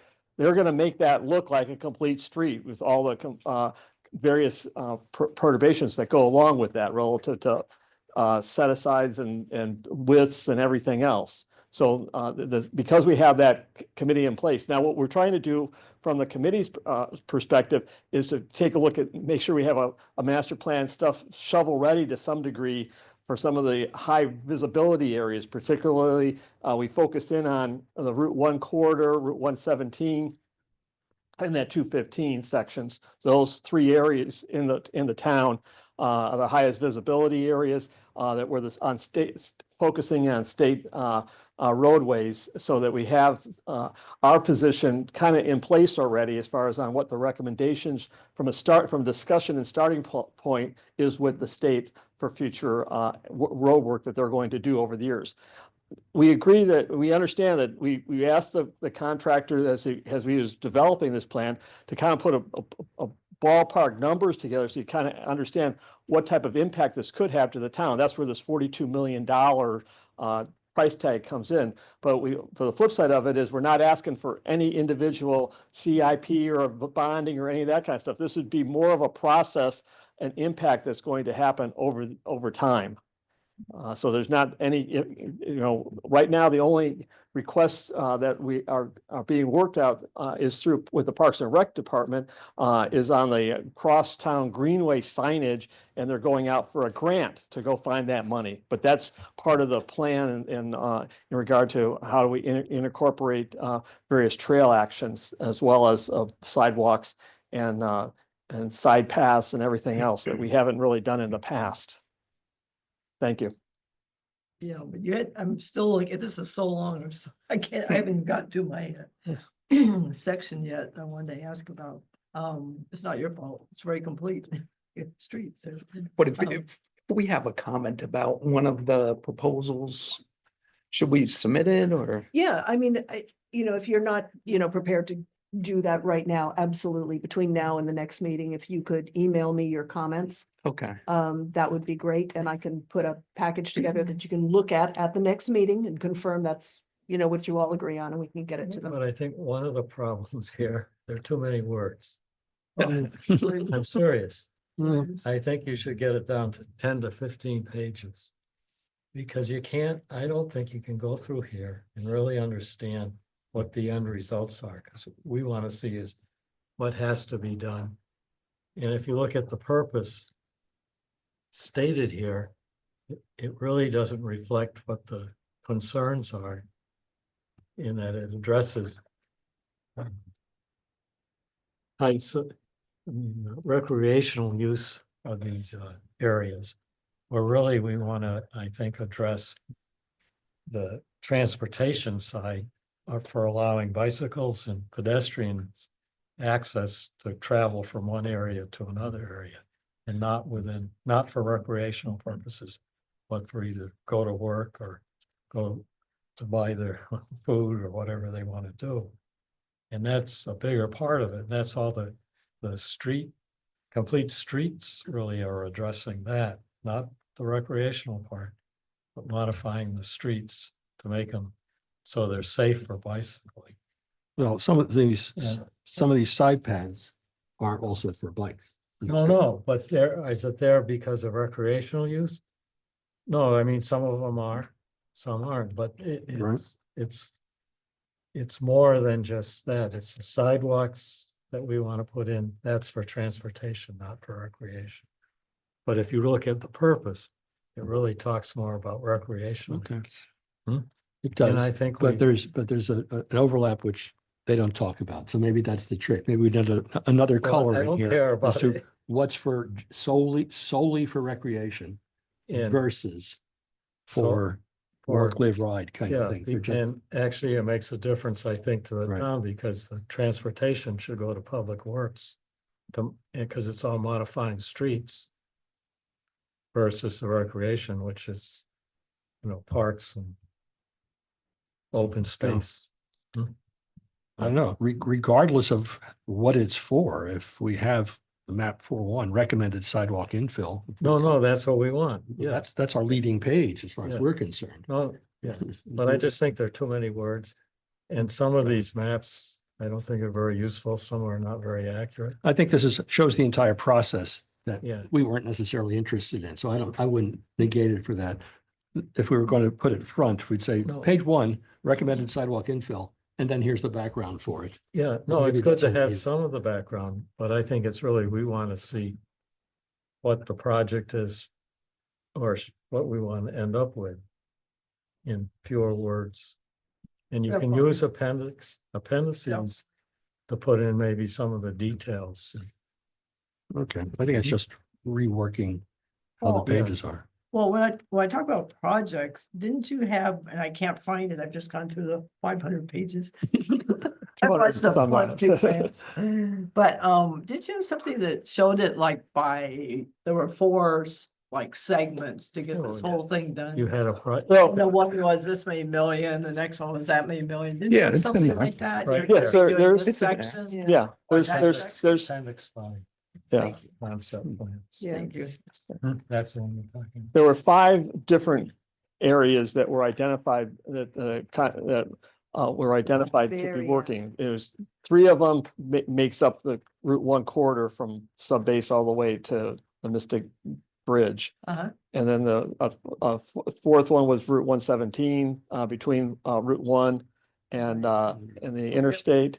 And then the other one is along 215 in coming out of Noank, going up to Yeah, Yeah, which, that's what I was- which is one of my comments. They're gonna take away my slip lane here right at the top of the hill. I'm like, Oh, well. that's on page 208. And I guess it's my thoughts on prioritizing, you want to get a safe path for people to cross the street. But do you do that as to sacrifice, a perfectly good way that cars get through there 24/7? I mean, kids cross once a day and I drive through that slip lane 10 times a day. It just, I can't see obstructing cars for the sake of people. Well, some of us think No. that's a perfectly good thing to do. Well, I meant that you got a In fact, I road, think you hit the you nail have on a the head. road, you have a road that works well. And you're gonna mess it up. No. That's my comment and I'm gonna stick with it. I think that we have to remember that they are public right of ways and not Oh, car. It's, Yes, and how we thank you, I use them, appreciate we used to have let horses and trolleys and then we evolve. And then we just have to change our public right of ways to accommodate the most uses. The most well, logical uses. well, let me I just mean, ask. whatever it is, but Yeah, I don't think that it's also I know, not again, fair I should go to first. Okay. not to make something unsafe for, if we can make it more safe for pedestrians, I think that's important. Okay, Yeah. one thing, I mean, that's why cars have to stop at pedestrian crosswalks, right? Because we recognize that as a more dangerous way to move if a car is moving along and not paying attention. yeah, this is back to my project idea. Don't get me wrong, I think this overall idea, it's something I know everybody's been working on a long time, it's got some really positive things. We can't do like they do in Europe and have our separate, bike lane way over there, so we can forget about cars. That's just doesn't, it's not feasible, unfortunately. But how do you really see this playing out? I guess is my question. And Kevin, I see your hand. I'll get to you. But it's kind of like along the same line, Sue. But how do you've got maybe, of course, I took all the numbers of this plus the swimming pool they want to buy, which is what 35, 40, 50 million or something. And I add them up, divided by the number of people in Groton. It's not too bad, But it's like, they're both big projects and for the complete streets, as we go along in our normal bi-weekly thing here, we will hit some of these points, right? And we should follow a complete streets plan as much as we can agree with it, which we probably will, right? So we'd be putting these in as developments happen and stuff like that. We envision, the reason we focused in on the Route 1 corridor is because that's essentially all state funding. And so when the state comes around, they've already serviced a lot of it, so we've already missed our opportunities per se. We did get a lot done along the Route 12 corridor coming from Subbase South.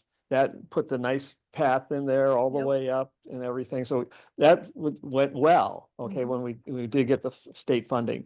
And that's essentially meeting all the nice criteria and stuff. We're saying having this plan in place opens the discussions to have this type of opportunities in the future. Okay, we're not saying that this is a project that, well, we need to go bond for $42 million and do this in the next 3 years. We're not saying that at all. What we're saying is that putting a plan in place, having the committee in place to review it, allows our public works to waive to the state DOT when they start doing projects in these areas to say, hey, wait a second, this is what we would like to see.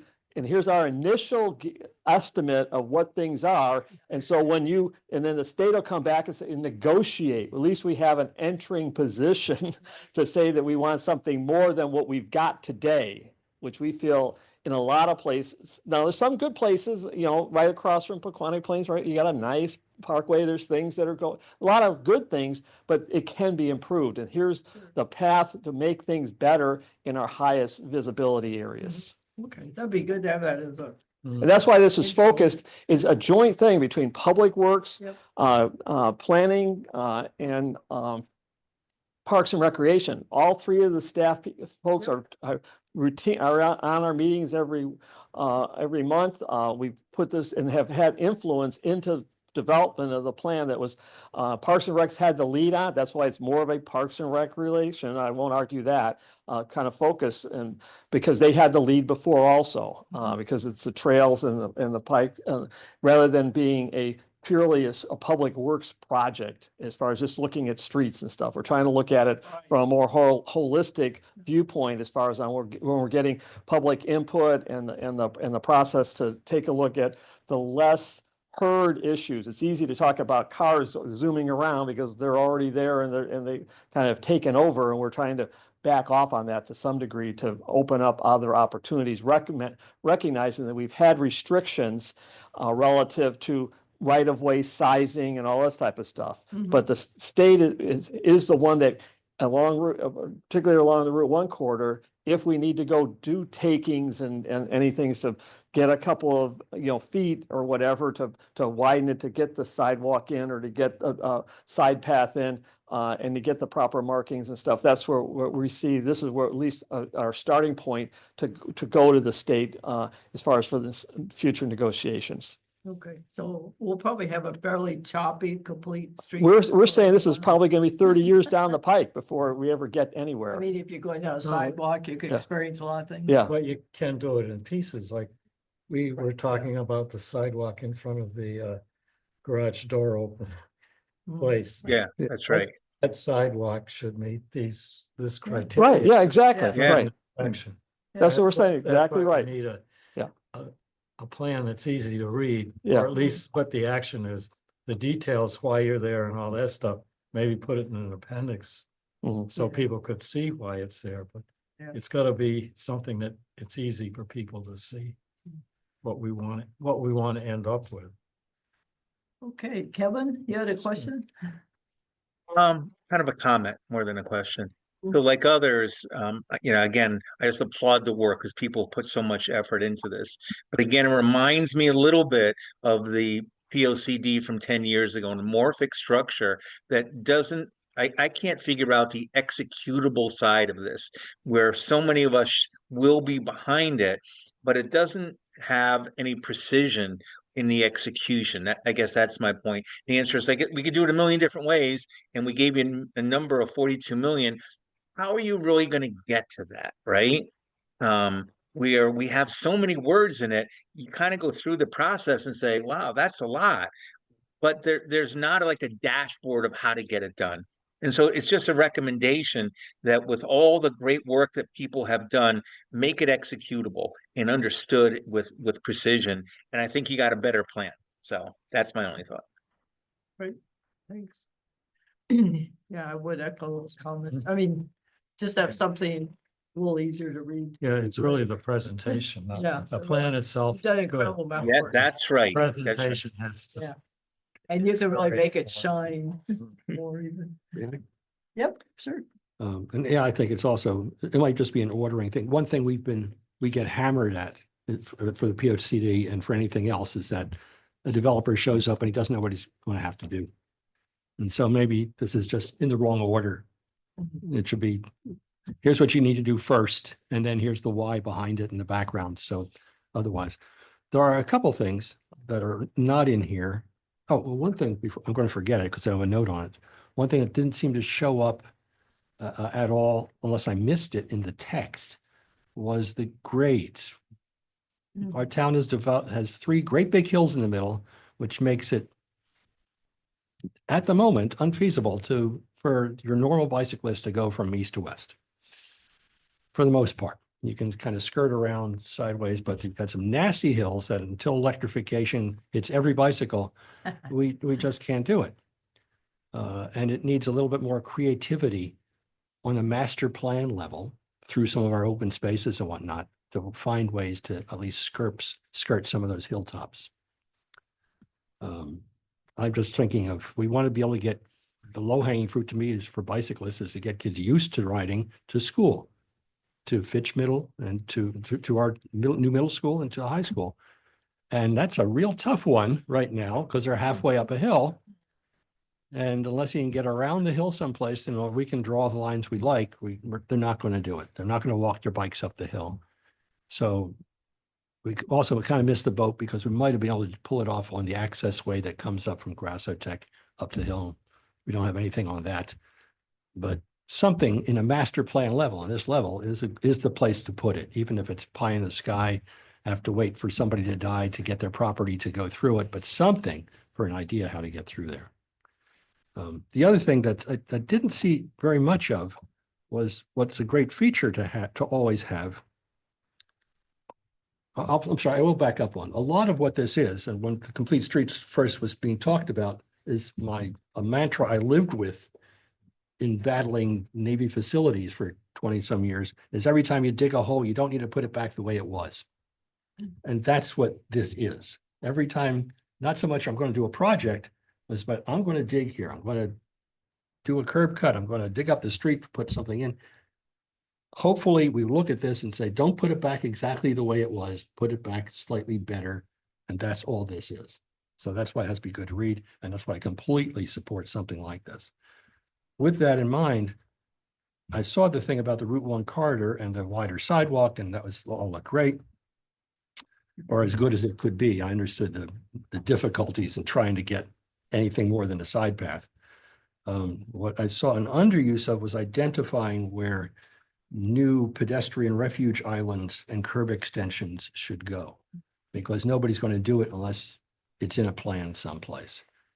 And I think they're really vital. I look at some places in Route 1 where you end up crossing, trying to think 80 foot or 90 foot at a shot on one, trying to make it all the way across in one turn, and then cars start turning into you. They're unusable crosswalks, and they're very curable, but some of those are actually beyond what the state already did. But they are kind of defined here with your little diagrams of pedestrian refuge islands and curb extensions, but you don't tell where to put them, and nobody's going to think of it if they dig it up and just start to put it back. So it would be great to have, here's a place that this intersection should have Maybe you don't need to say how it goes, but it needs to be divided up more. You shouldn't be nobody should be crossing more than the worst case, 3 lanes, but try to keep it down to 2, and it's always doable somehow. And we kind of haven't addressed it in this, and I think this is a great place to put it. That's all I got. Anybody else? Just one quick one. The data that you have for speeds, is that all from strips or something, or?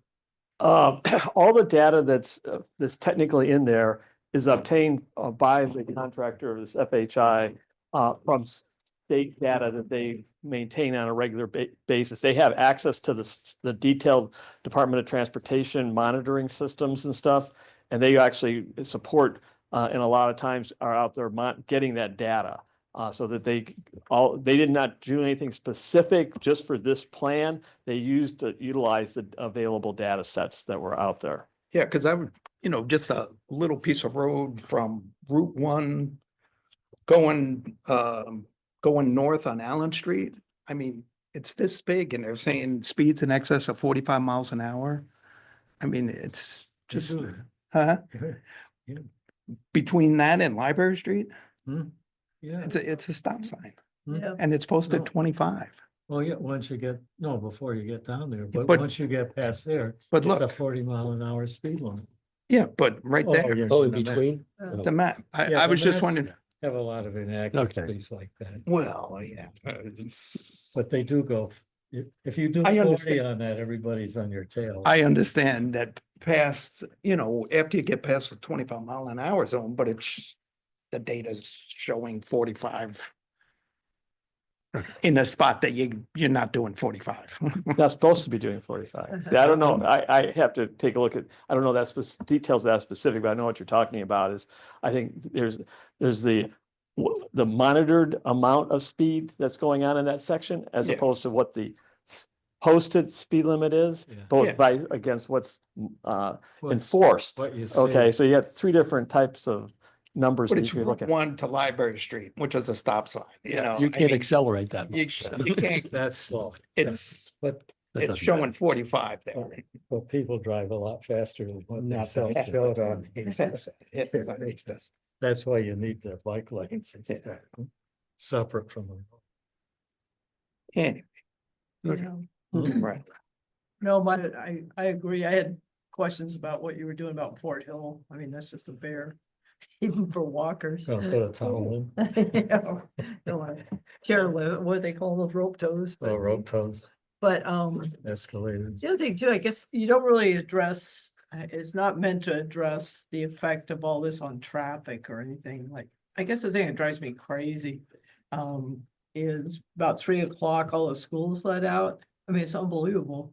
Like, I never thought Groton had a traffic problem, but if you're up by Fitch at 3 o'clock. And you- Between 2:30 and 3. yeah, That's- you want to go say to down or to. Well, that's because, that's Groton. really a traffic enforcement issue as opposed to, something that we're interested in doing. And that's really a traffic authority, which is your town manager and your chief of police in regard to working with the school, as far as relative to, there's 40, the last time when I was stuck there for the entire time, I counted 43 buses coming out at one time. And that's why you're stopped. For a Okay. total number of 50 students. So it's, that's an issue really, this is outside the scope of what we're looking at here relative to the physical plant and infrastructure aspects. That's an operational type of question. But you could influence, like, if you have a light that says you can cross, it gives you so many seconds. I mean, to the point of cars now starting to turn into and all that. You adjust those for the whatever situation at hand.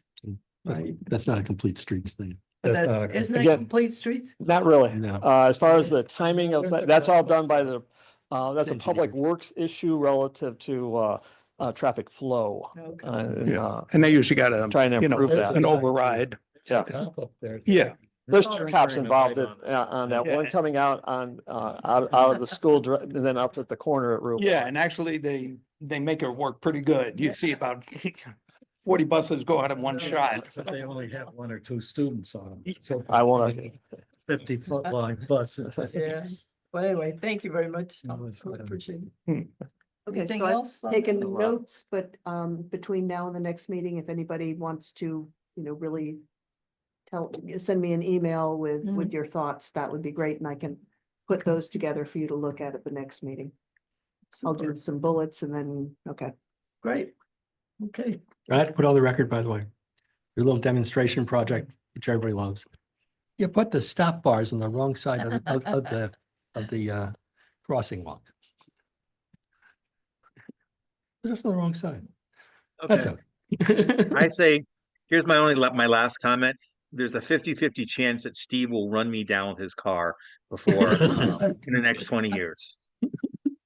Sorry, Doing 40 miles an hour. Or 40 miles an hour, On Library Allen Street. now.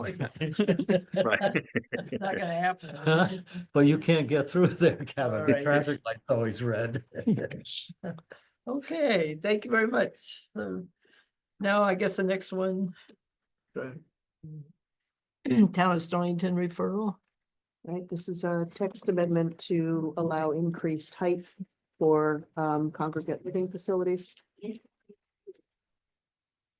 Does I anybody don't know have if it has any? any impact on the town. Well, it only would be if they put one up on Route 27. Yeah, yeah, right, What they're proposing here doesn't affect Right. that. So everybody agree on no comment? No comment. Okay, thank you. Now, next, reported chair.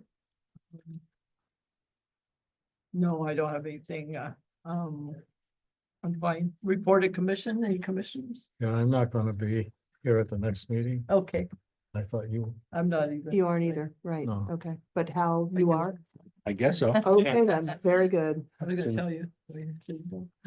2 weeks from now, yes, I should be. Good. Okay, and then, reported staff. Right, so I've got a couple of things here. So at the next meeting, we're gonna have an introduction to the Mouse Island zoning. Horsley Witten will be here as well as the 3 property owners. They probably will be here virtually.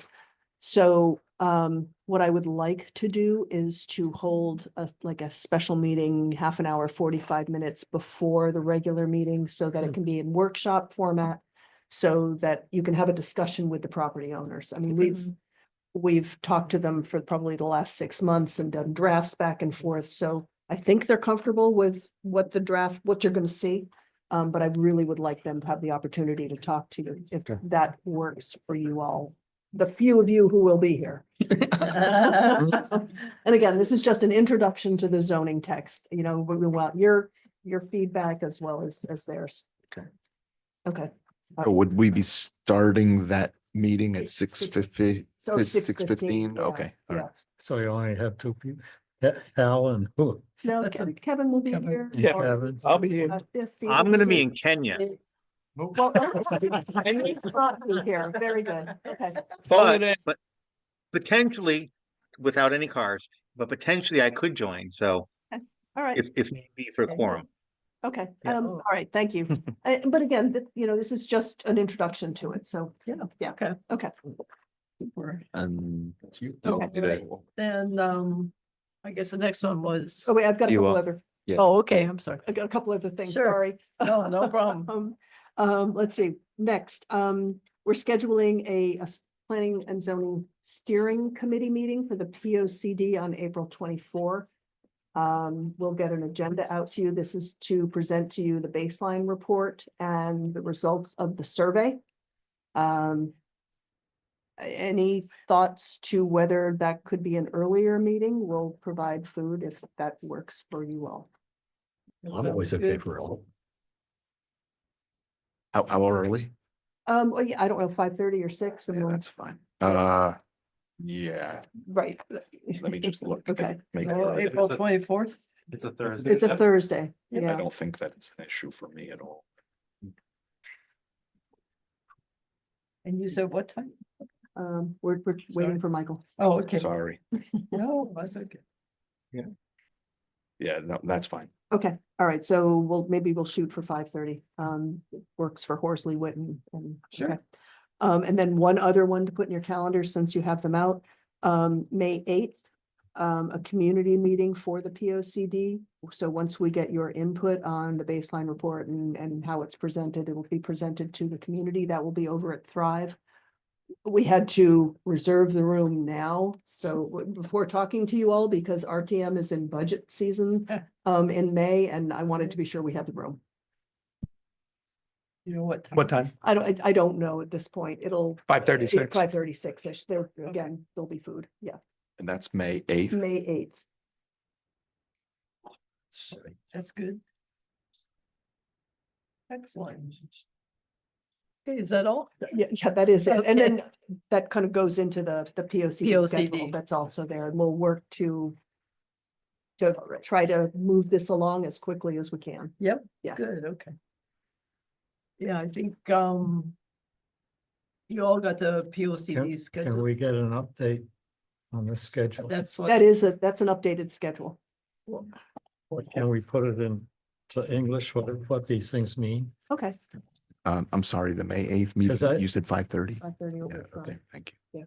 Because I don't want to get caught No, that's right. something that isn't well written. Right. That is exactly the goal. So I- So, I'd like to see early section. so View of the first part of it. our goal is before the end of the year to have a draft of the document. Okay, that's um, great. So that we have a good 6 months Yeah. to make sure that the public knows what's in it, for you all to Yeah. take a look at it. But But we ought to look at little pieces of it. no, that's That's all correct. I'm worried That's about. I right. don't want to have the whole thing and then Right, but find the out. goal is to have the document by the end of the year. Right. Oh, okay. Because That sounds great, Deb. It does.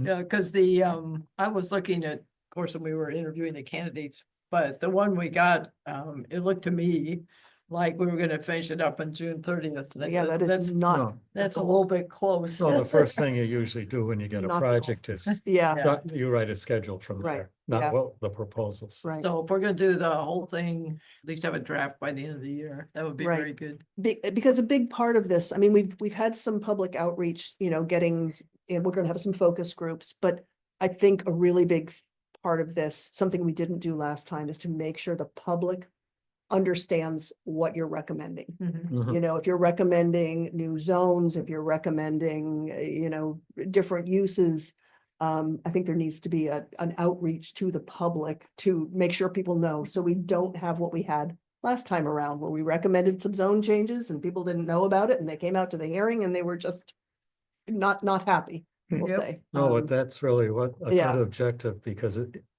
then everybody can read it and Exactly. understand it. That's what we really want to see. Exactly. Hmm? Yeah, and I Yes, hope yes. a much smaller document will be easier to digest. Yes. Definitely. So, yeah.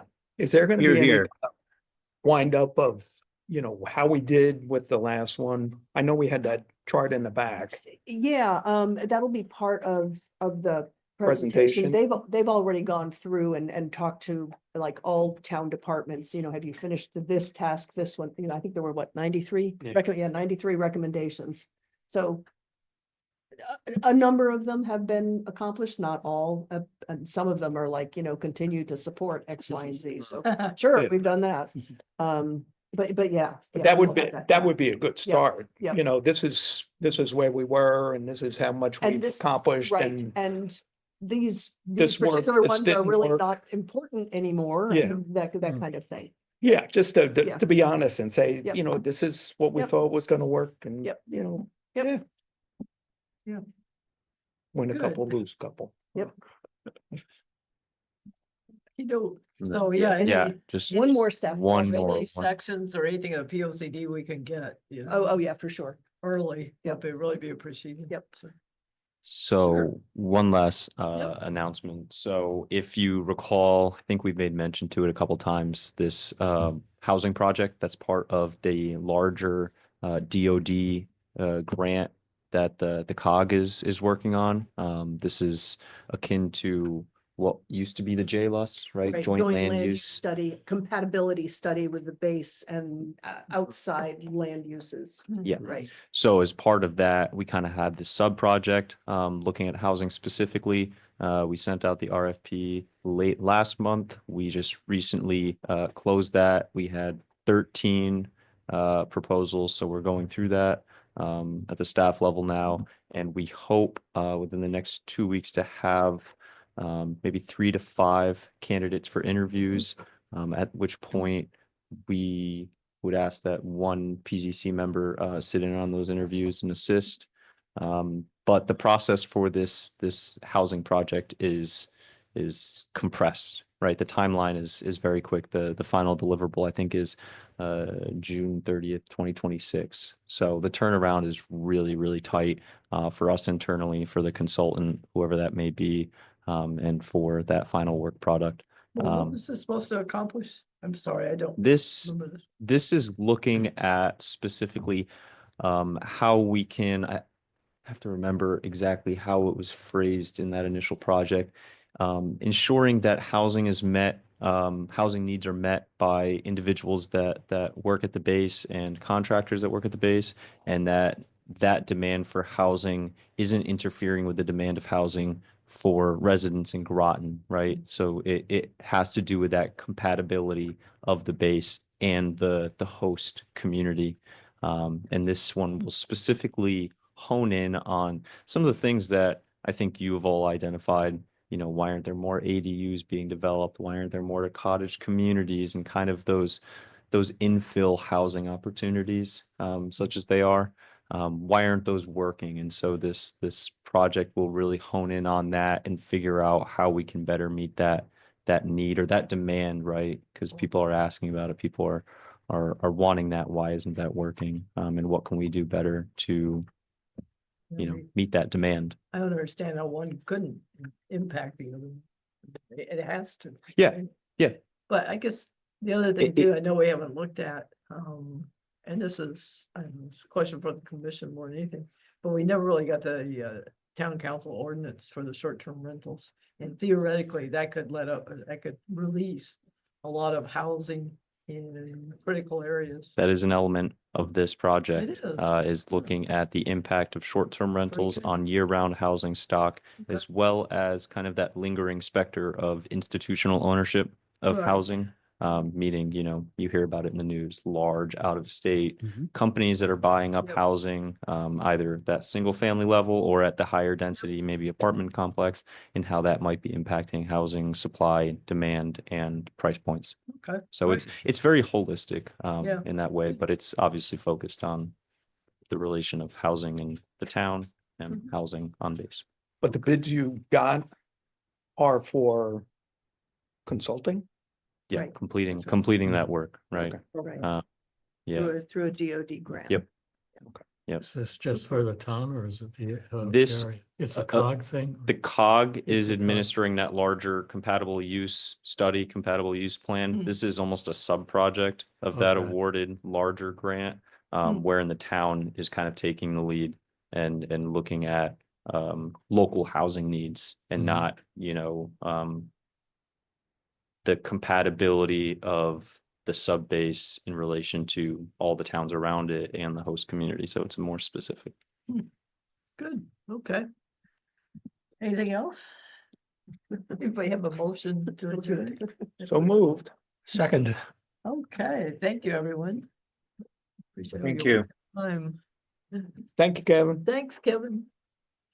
I didn't do much. I just sat up here in Vermont. You did great. To get your spring skiing in? Tomorrow's the last day. At Oh. Okemo or for you? For me at Okemo.